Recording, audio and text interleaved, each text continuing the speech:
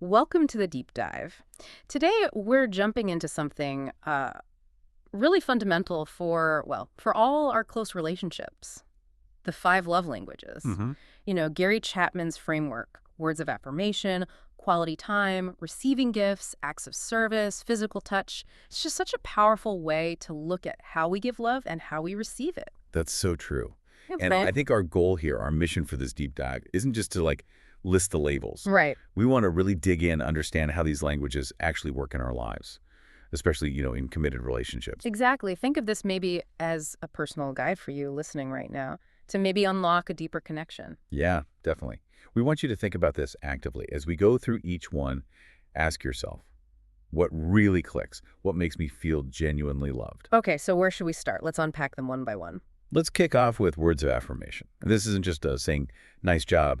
It's more about genuine appreciation, encouragement, using words to really build your partner up. Yeah, I remember Chapman telling that story about Bill and Betty Joe. She was so frustrated he hadn't painted the bedroom. Oh, right. But what started to change things wasn't complaining about the paint. It was when she started, intentionally telling him she appreciated other stuff he did do.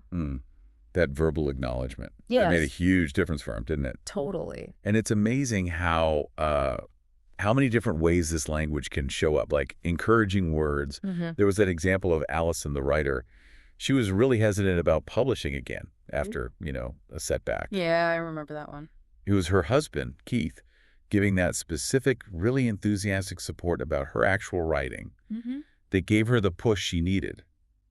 And she succeeded. It wasn't just, you're great, it was specific. Exactly. Sincerity and specificity. That seems key. A really heartfelt, detailed compliment just lands differently than something generic. Absolutely. Okay, so moving on. Quality time. This is about giving someone your, full undivided attention, right? Not just being in the same room. Precisely. That's a really crucial difference. Proximity versus togetherness. Yeah. You can be on the same sofa, sure, but if one's on their phone, the other's zoned out on the TV. You're near each other, but not really with each other. Exactly.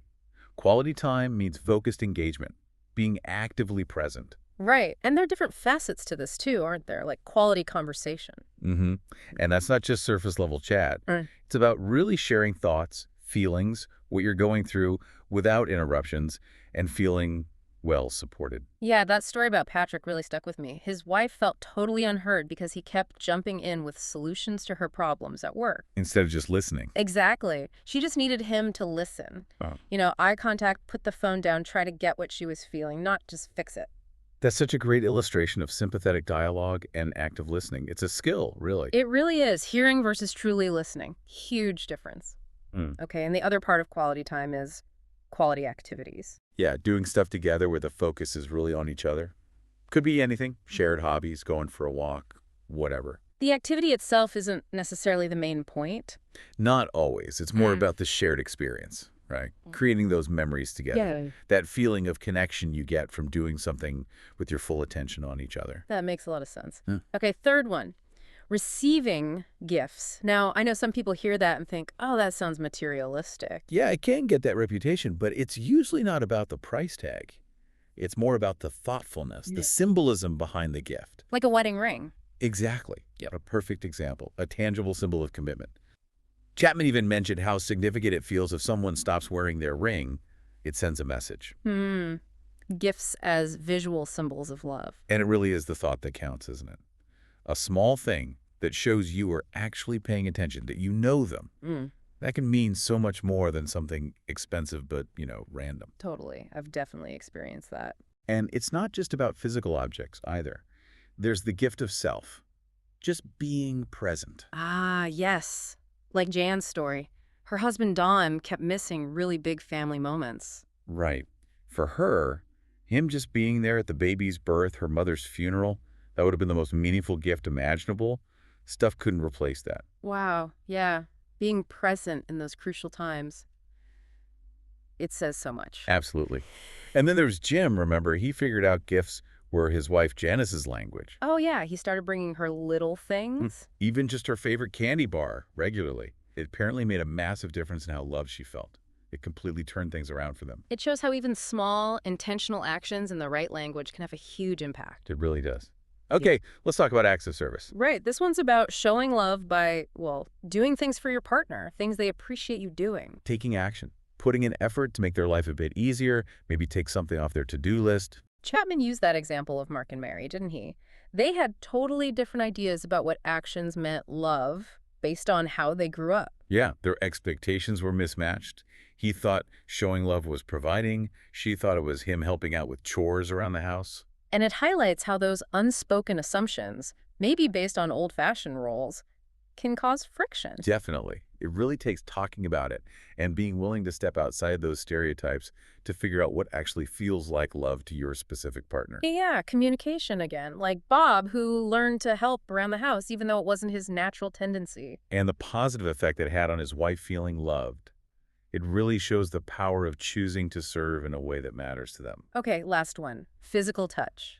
And this is broader than just sexual intimacy, right? Mm. It's holding hands, hugs, a reassuring touch on the shoulder, all those kinds of connections. Exactly. Chapman really points out how fundamental this is, starting from when we're babies. We need that physical connection. Our skin is loaded with receptors that communicate love, security, connection. Think about how instinctive it is to hug someone who's upset. Yeah, it's often the first thing we do. That physical presence, that contact, Yeah. it can be incredibly grounding and comforting, especially when things are tough. Like with Pete and Patsy. Touch was Pete's main language. But when he got stressed, he'd pull away physically. And Patsy felt totally neglected because of it. It really shows how the absence of touch can be just as powerful, maybe even more so, for someone whose language it is. It cuts deep. Absolutely. It's how they primarily feel loved. So, okay, we've covered the 5. How do people actually figure out which one is theirs, their primary language? Well, Chapman suggests for some people it's kind of obvious. You just know what makes you feel most loved. Yeah, you might notice, hey, whenever my partner does this, I feel amazing. Or maybe you look at how you naturally express love to others. That's a good point. How you show love might be a clue to how you want to receive it. But for lots of us, it takes a bit more digging. He suggests thinking about what hurts the most. What does your partner do or not do that really wounds you? Often, your love language is the flip side of that. Oh, interesting. Like if criticism cuts you deeply, maybe words of affirmation is your language. Exactly.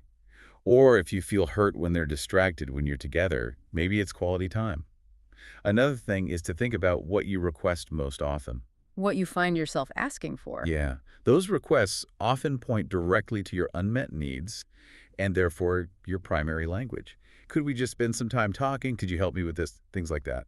That's actually a really practical way to think about it. And once you start getting a handle on these, that idea that love is a choice really comes through, doesn't it? Oh, absolutely. It's about choosing to speak your partner's language, even when maybe you're not feeling super affectionate in that moment. For sure. That story of Brett and Becky, whose marriage was really on the rocks after an affair. Yeah, that was powerful. Their decision, their conscious choice to start intentionally loving each other in their primary languages was apparently huge in rebuilding things. And Gene and Norm, too. Feeling like roommates for years Mm-hmm. until they figured it out. Mm. She needed quality time, felt ignored. He was doing acts of service, felt totally unappreciated. Once they understood and started speaking each other's language, big changes. It drives home that love isn't just a feeling that happens to you. It's an action, a commitment, a deliberate choice. Which is maybe especially important when things are tough. You mentioned loving someone when it's not easy. Right. Chapman touches on loving even an unlovely spouse at times. He references the idea of loving your enemies even.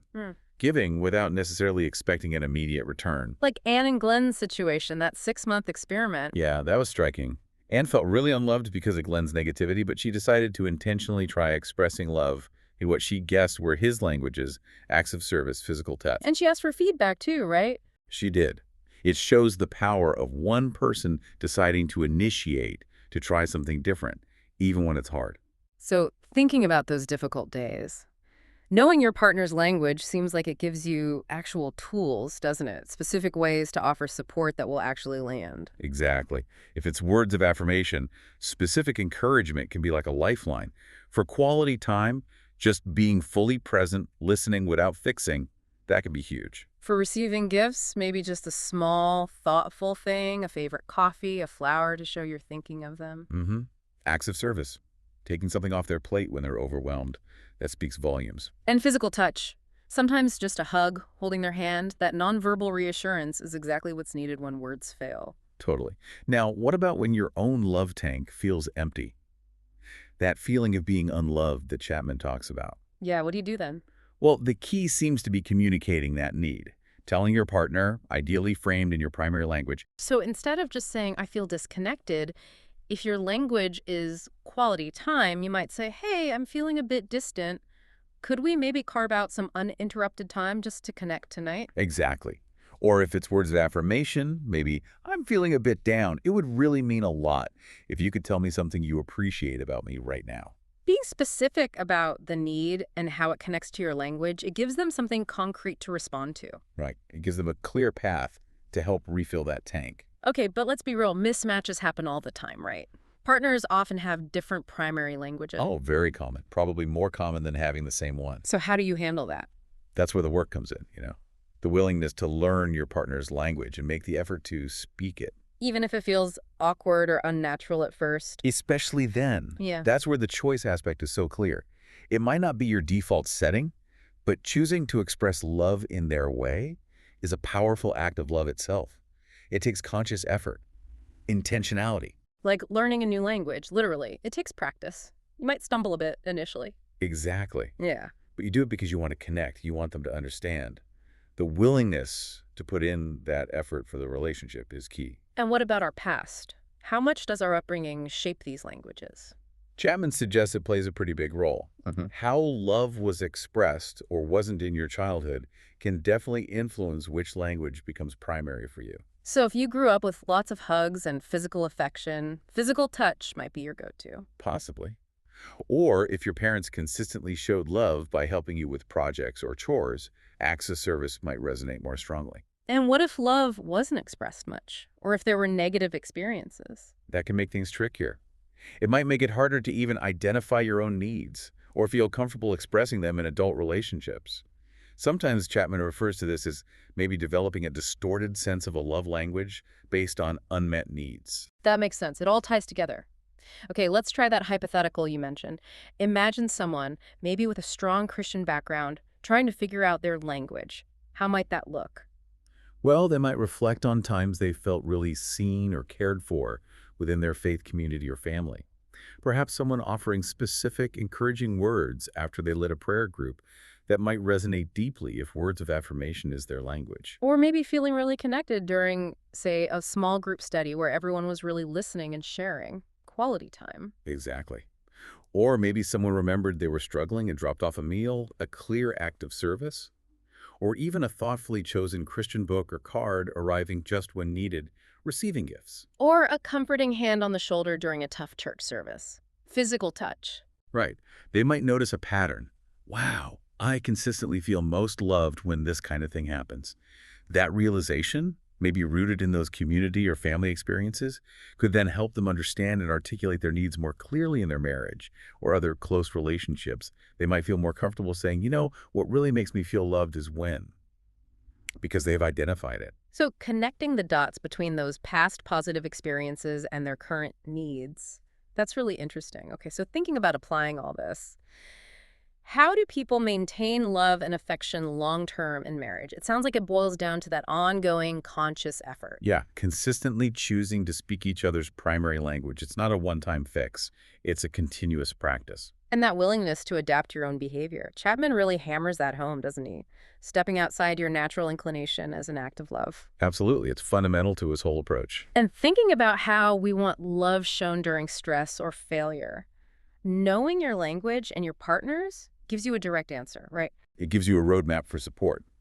You know what will actually land and feel comforting, rather than just guessing or doing what you would want in that situation. And that consistency question, can you really be consistent if it's not natural for you? I think the answer is yes. It takes practice, learning, maybe reminders. Yeah. But understanding the impact it has on your partner, seeing how it fills their love tank, that can be incredibly motivating. Yeah. So yeah, consistency is achievable through that conscious effort. The payoff is huge. This has been really clarifying, just digging into these 5 languages. The main takeaway really seems to be understanding your partner's language and then actively speaking it is just crucial for a relationship to thrive, keeping that love tank full. Definitely. And we'd really encourage you listening to take some time after this. Think about yourself. What truly makes you feel loved? And what about the important people in your life? What are their languages likely to be? Yeah, reflect on how you tend to express love too. It's all valuable information. And maybe a final thought to leave you with. Could intentionally learning and using these 5 love languages be, well, a really practical way to live out that call to love one another more effectively, especially in our closest relationships? Hmm. Something to definitely think about. It certainly is. Thanks for diving deep into this with us today.